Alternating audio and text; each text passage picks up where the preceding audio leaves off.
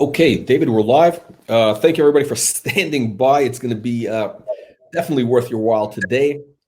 We got one of our hottest stocks in our stable of super stocks, KABN, KABN. This is basically tripled. It tripled in one day. It was a double. I can't keep track even. Just in one day. Once we announced the presenter. But however, we got David Lukacs, the CEO. Now, David, just so you know that this is a double or triple. We're looking for 10x to 100x winners. So don't rest on your laurels just because your stock was up a little bit. That's not. Our audience has very high standards. So for everybody that's new, tuning in, watching the program, our goal at Wall Street Reporters and Next Super Stocks is to bring you those stocks which have that 10x to 100x upside, like you've seen so many in the past year. And again, these are companies that are three things in common: going after multi-billion-dollar opportunities. They're at a key inflection point right now, and they have multiple catalysts in place which can ignite that increase in valuation in the stock. So with that said, what we're going to do is we're going to kind of do a live chat with David Lukacs. He's the CEO of KABN Systems. And we're really, I think the idea today is, last week, David, you gave us the presentation, you gave us the slides. That's kind of the official story. But what I really want to do is have the audience, get to know you, your vision for the company, understand the story better, ask questions. And then they can decide for themselves if KABN is going to be that next 10x to 100x winner. Well, thank you, Jack. It's great to be back. So, David, with that said, for anybody that's new, what is KABN all about? Well, it's actually pretty simple at the end of the day. KABN is about empowering users to manage their online identity. So, at the end of the day, we call that self-sovereign identity. And this is a new way of thinking. I mean, when the internet was born, internet was not a consideration because the technology to allow everybody to prove who they were online just didn't exist. And over the last several years, we've been focused on this area, really looking to create some of the technologies that will empower users to be able to manage their identity as they would in the real world. I mean, when we leave the house, we take with us, generally speaking, a wallet, a key ring, and a mobile device. And in that wallet, we carry cash and other factors. And we're here to sort of replace that from an online perspective.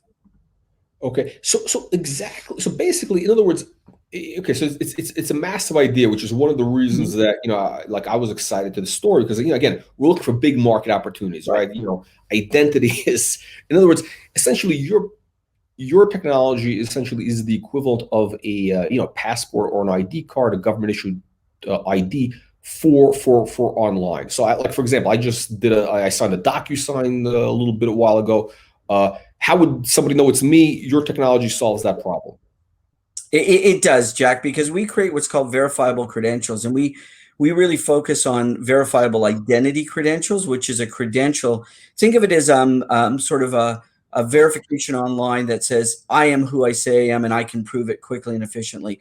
And we do that not only with a digital certificate or credential, but we combine that with your biometrics. So at the end of the day, we can prove you are you, and you can do the things you want to do online. And go ahead. So it's essentially like the Twitter, the check mark. They give you the check mark. Exactly. They think you're legit. They give you the check mark. Exactly. But this is for everybody. It's not just for celebrities and highfalutin individuals. It's for everybody. So we've created a system. We have a platform called Liquid Avatar, which is fun and engaging. And sort of a mantra there is share what you want, when you want, and with whom you want. So we can take an individual, break them down into their various facets of their personality, allow them to create really cool digital images that represent those portions of their personality, and then you can determine what you share with whom, when, and how, and all with digital credentials. Okay, so essentially, in a nutshell, tell me if I'm correct. You're essentially what KABN is doing with this Liquid Avatar is, you're basically like a Twitter check mark, a social media verified check mark for people across the whole internet, whatever they do online. Yeah, absolutely. I mean, our market space or our addressable market is 100% of people online. Now, frankly, we're not going to capture 100% of people online, but you can imagine even a small slice of the addressable market is massive. And this is not only on the consumer side, but on the business side is attributable to pretty much No. any business that you can think of, right? And whether it's getting into a venue with our health credential, or whether it's traveling, or whether it's gaming, or whether it's financial services or education or campus life, all these things really require at the end of the day in the real world that I can prove who I am. So why wouldn't they be the same online? Yeah. Okay. It's really like a, this is, I like this thing. This is like a big idea, massive market. Anybody who's online that needs to prove their identity. I mean, that's like everybody needs that. Well, Right. people who do anything serious online at some point, they gotta, it's the, again, like if I use the example of like a DocuSign right now, people just click a button, the signature goes across. Imagine how much more powerful it is if it's actually really verifiable, because then somebody, they sign it, they can't deny that they signed it or whatever, or Right. they do anything online. It's verifiable. So here's, I guess my question is, exactly what are you like, what is the person going to get, like what is the thing, do we see something online, and how do you monetize this, how do you make money with this?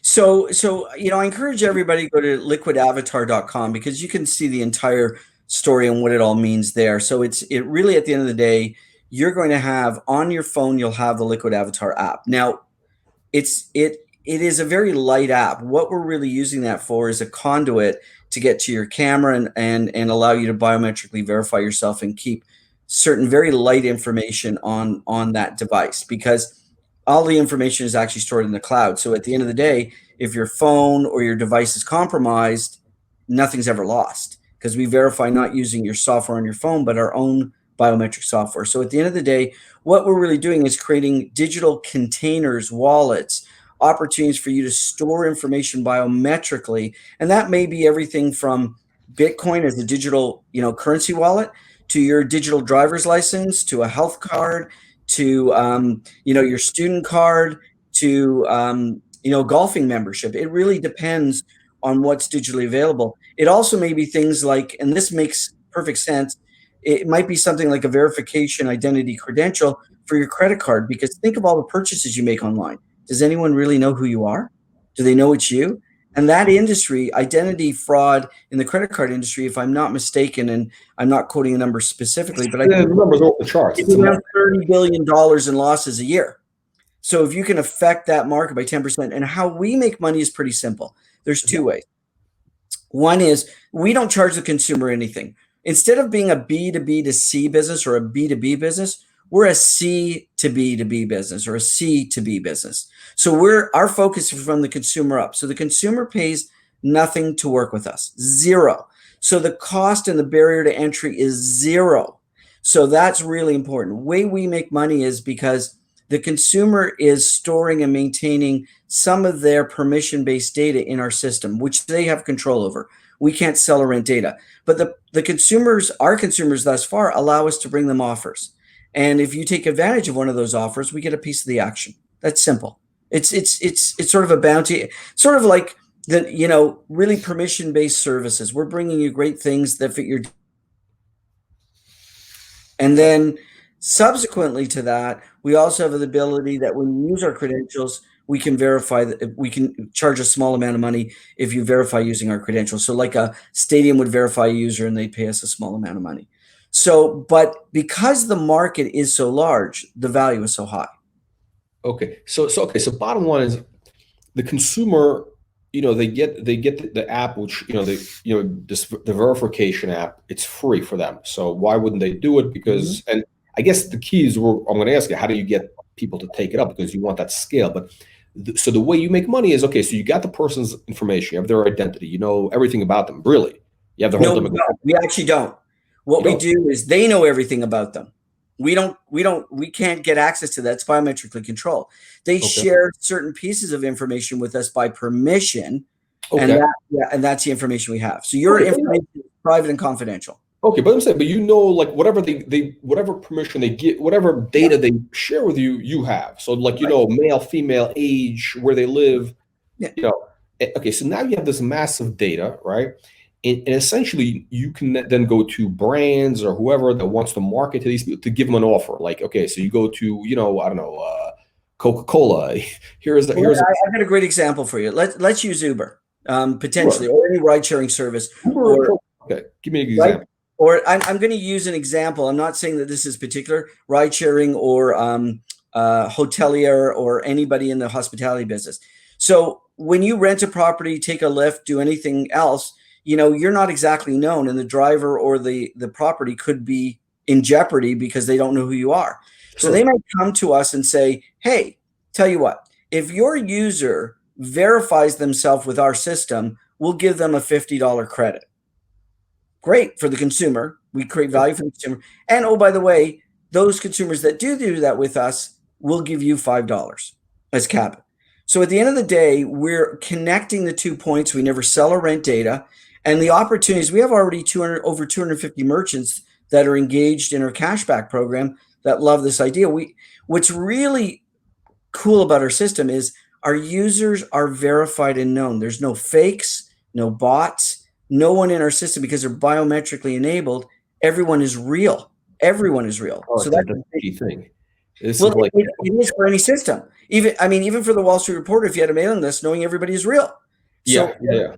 right. So and then at the end of the day, all our organizations that we're working with are bringing us users. So our marketing cost for users is actually much lower than the average system because we're partnering with organizations that want their users verified. So they're bringing us the users. So we believe our marketing costs will be, far less than any other type of system in the industry. And again, this works on every device that's camera enabled and across platforms. So essentially, okay, so you have, essentially it's like a massive, really it's a total blue sky opportunity. You're talking about everybody's using the internet that needs to do any type of transaction. If they're going Sure. to do any transaction, they would be potentially a customer, right? And then Mhm. so it's basically you're making money from the business who wants to market. So it's I guess in theory, it should be easy for the consumer to start, to want to do it. But the question is, how do you get traction? How do you start, getting, because in order to get like for this to be valuable, I think the threshold is like, I don't know, what is it like in this a million plus users, or there's a certain number where all of a sudden, once a company hits that number of users, it becomes a unicorn, $1 billion, in the VC world, $1 billion. Yeah, absolutely. And I agree with you, Jack. We've taken our time to do this right. We've been working on this for 3 years. We've been public for 6 months. We invested our own time, energy, and money originally before we took it to the public markets. And based on that, we wanted to have something that was valuable. If you look to our announcement that we made last week, just before we came on the show, we announced a consortium for our COVID-19 verified identity healthcare credential. And some of those partners are really well known. One of them is a company called Loop in Canada. MTRX is their ticker, and they're announcing deal after deal after deal. And we've had a partnership arrangement with them since August. So we're looking at some of the things that they're doing to bring on users, and they're doing contact tracing and related venue location services, and so there's that. We have the campus agency, which currently does digital and on-campus marketing programs for almost 2,000 campuses, I think more than 2,000 in the US. So, it's great to reach the Gen Z, Z that way, and Gen Z if you're up north. And, we have Trip Experts, which have relationships with almost 1,000 tourist boards. Now, the tourism industry is going to bounce back from the COVID-19 vaccine huge. And we're already talking to how we help the travel industry verify users, given the fact that we're hearing about all these travel health passports, right? How many should a consumer carry when they get to the airport? Will there be one for the TSA? Will be the one for the airline, one for the resort? So what we can do is make sure that regardless of where a user goes, they have one system that carries all their digital credentials. So we don't think traction is going to be the big barrier, and we've already solved the largest percentage of the technology issues. I mean, we're a steering committee member of the Trust Over IP Foundation, and on that steering committee, there's some amazing organizations, but a few of them include, organizations like Accenture, IBM, MasterCard, Aetna, USAA. So there's major brand names that we're engaged with in our ecosystems that we think will propel us to. We think we're a high growth rate stock and a high growth rate company, but again, users have to decide that. Okay, so I guess really, so let's call 1 million users in the system. That's kind of the magic number. That's really like that. Mhm. That is, if you have that, it's you could have $1 billion valuation. Sure. I think VCs would agree. Okay, but even if the market kind of sees you getting sort of traction in there, let's say you cross 100,000, 200,000. Once they see that progress, they see the rate of progress, Agreed. either the velocity, that would like create massive value. I mean, again, that's where I look at the stock. So the question is, how many users do you have now, and what's the kind of the velocity in getting to that 1 million users? Well, we've piloted the platform with somewhere north of 15 or 20,000 users. We just wanted to make sure everything was good. So in January, we opened it up, and we've got a wait list already for users and a wait list for organizations. I mean, we announced this summer that we have an organization called DLI that services the gaming industry, the casual gaming industry, and they have at peak 60 million users on their system. So we're not concerned at this point in time. In fairness, about we have to be careful how quickly we can onboard people. That's the big issue. Make sure we're fully built for scale. And in fact, we're just transitioning all our systems over to IBM because we want that global growth, and IBM has been a great partner of ours in supporting us. So we're just making that transition now before we go fully live, to go from AWS, which was a great startup partner, but we need a lot more technology support as we go forward. And IBM has been just an amazing partner of ours. Oh, so you were using, what is it, the Amazon, the cloud, Amazon? Yeah, we're going to the IBM cloud simply because we need the breadth and scope and depth of IBM. Because this is such a massive undertaking that AWS is a great self-service platform, but we have the support of a lot of great people at IBM in helping us meet our goals. Okay, so we're going to jump into some audience questions. And again, please, everybody, I see a bunch of questions. We're going to try to get to as many as we can. Although we're a little bit tight on time today, but okay. So the bottom line is, you have a massive opportunity. Once we see traction, and once we kind of investors can see that there is the rate, the velocity of getting users onto the system, we can see that reflected in the stock price. So in terms of, okay, so let's say you get the users now. How much is each user worth? Like how do you monetize the user? How much can a user generate on your system? So if everybody looks at the presentation that we have online, they're going to see that we've estimated, potential opportunities both as what we call, average revenue per user, or ARPU, and enterprise value. There's two different metrics when you think about it. And we think a user can be, and again, subject to a whole bunch of caveats, somewhere between $13 and $40 a year in revenue generation. Now that's potential. But on enterprise value, something that we sort of don't focus on yet, but in the new year we will. We're actually approved by Visa in Canada to issue our own debit card platform. So we've met the requirements for Visa to issue our own card platform, both for fiat and digital currencies for wallets. So when we start looking at those valuations in an enterprise level of users who would subscribe to a card program or our type of even marketing program, those numbers run from somewhere from about $125 of value of a user to upwards of $1,000 a user.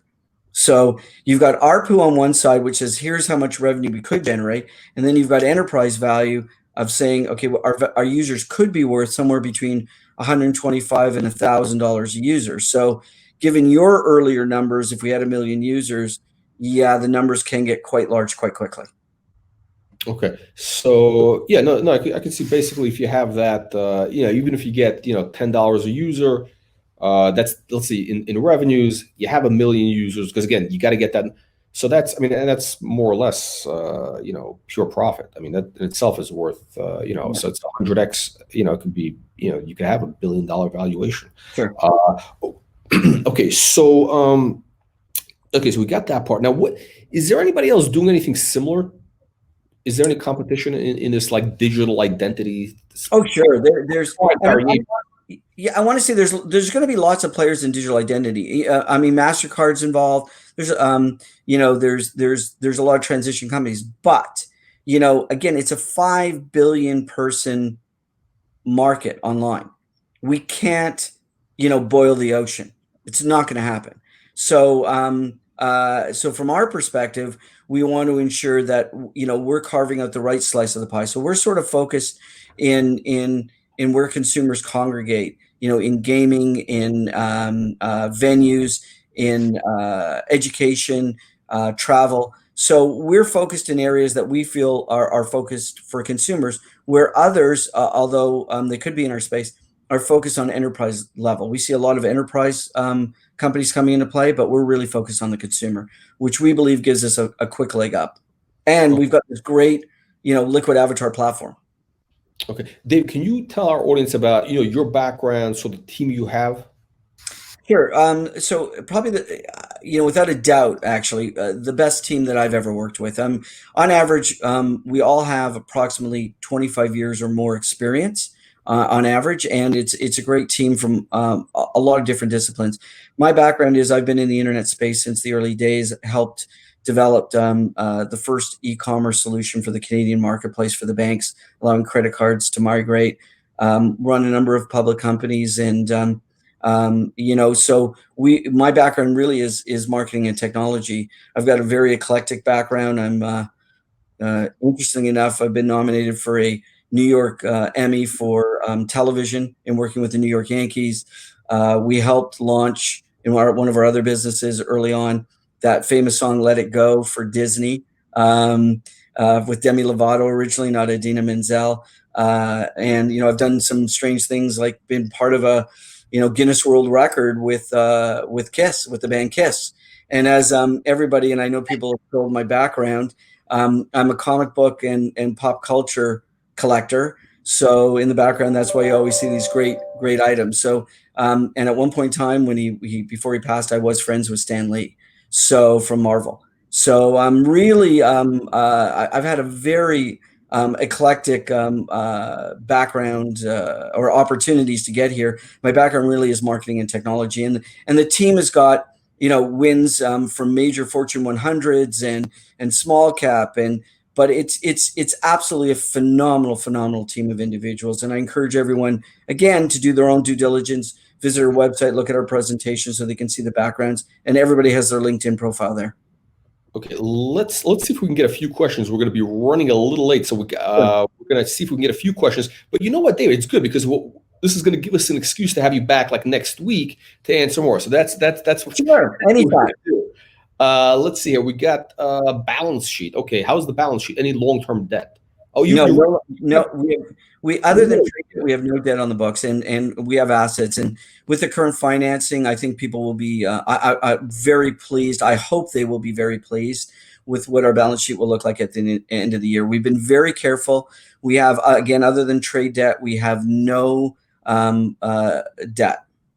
Okay, so, and the current raise is 3 million, right? It's been upside. Well, it was 1.15 million brokered with Mackey Research in Canada, and then we had an opportunity to do a non-brokered for 2 million, and that has been upsized to 3. And frankly, every dollar is committed. Wait, so we're talking 4.5 million. 4.15 in total. Wow, it's pretty impressive. I mean, like, just a week ago it was a million, now it's 4.5 million in 4.15, 4.1. Whatever, 4.5, tomato. Yeah.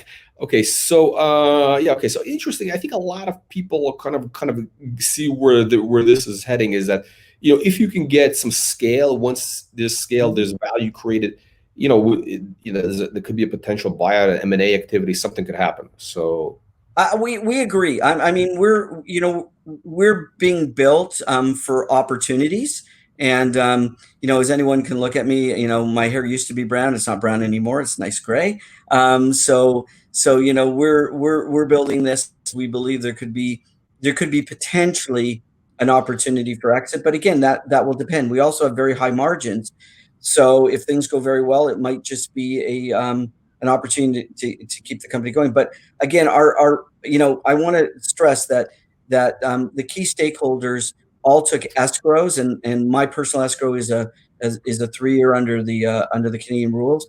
So we're not in it for a short run. We're so locked up, locked down, so that we can build this for a long-term opportunity for ourselves and our stakeholders. Okay, that's good to hear. It's important. So David, what you're locked up for a couple of years in the stock. So I guess the question is, what is your vision for KABN? Let's I don't want to say 5 years out. Let's just say 2 years out. If everything goes right, I mean, you have some cash now. If everything goes right, you get what is KABN going to look like, assuming things work? Yeah, not even say everything. Let's say 50%. Let's say half the things work. Well, again, I want to be careful here because we have lots of rules, but our goals, our personal goals this upcoming year is to focus on marketing, communication, business development, and execution. That's our goals. And really what we're focused on is growth. We think we're a highly scalable growth company, and we think that we can, bring a lot of users to the table. We have some really exciting things that we've announced, things that we will be announcing, in the next little while. And, we expect that if we execute well on those, our growth rate will be just amazing. That's what we expect. But again, we encourage everyone to do their own due diligence. Okay, so David, what kind of news flow? What's the pipeline next couple of weeks? Let's call it 6 weeks out, into January. Anything investors should be keeping an eye for? I would sign up for our mailing list immediately, because everybody gets something from that mailing list. So the answer is we have a lot of opportunity in the pipeline. We believe we'll have excellent news flow. Obviously, next week and the week after are likely slower weeks because they're sort of half weeks. But we're already planning for January and juggling what we can put out in what order. Okay, yeah, because I think the one thing that investors should keep an eye on is that velocity of the user base building up. I mean that's going to be very interesting to watch. Okay, last question, which is our favorite. We got to ask, in your opinion, right now, top, now that you're funded, essentially, top 3 reasons why investors should consider KABN Systems. Okay, we always basically say the same thing. One, our addressable market is 100% of everyone online, so that's easy.